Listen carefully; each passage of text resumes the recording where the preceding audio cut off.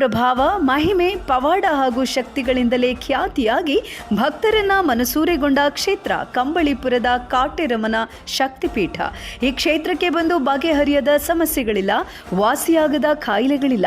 ಇದೀಗ ಈ ಅಮ್ಮನ ಸನ್ನಿಧಾನದಲ್ಲಿ ಜುಲೈ 27ರಂದು ಉಚಿತ ಸಾಮೂಹಿಕ ವಿವಾಹದ ಪುಣ್ಯ ಕಾರ್ಯ ನಡೆಯಲಿದೆ. ಈ ಉಚಿತ ವಿವಾಹದಲ್ಲಿ ಹೊಸ ಜೋಡಿಗಳು ದಾಂಪತ್ಯ ಜೀವನಕ್ಕೆ ಕಾಲಿಡಲಿದ್ದು, ಅಂತಹ ಜೋಡಿಗಳು ಅರ್ಜಿ ಪಡೆಯಬೇಕು ಅಂತ ಈ ಕ್ಷೇತ್ರದ ಧರ್ಮದರ್ಶಿ ರಾಮಯ್ಯನವರು ತಿಳಿಸಿದ್ದಾರೆ. ಅಷ್ಟೇ ಅಲ್ಲ, ಈ ಸಾಮೂಹಿಕ ವಿವಾಹದಲ್ಲಿ ನೀವು ಮದುವೆಯಾಗಬೇಕು ಅಂದ್ಕೊಂಡಿದ್ರೆ ನಿಮ್ಮ ಆಧಾರ್ ಕಾರ್ಡ್ ಪ್ರತಿ, ಪಾಸ್ಪೋರ್ಟ್ ಸೈಜ್ ಫೋಟೋಗಳ ಜೊತೆಗೆ ಮುಖ್ಯವಾಗಿ ಪೋಷಕರ ಅನುಮತಿ ಪತ್ರವನ್ನು ಕಡ್ಡಾಯವಾಗಿ ನೀಡಲೇಬೇಕು ಅಂತ ಧರ್ಮದರ್ಶಿ ರಾಮಯ್ಯನವರು ತಿಳಿಸಿದ್ದಾರೆ.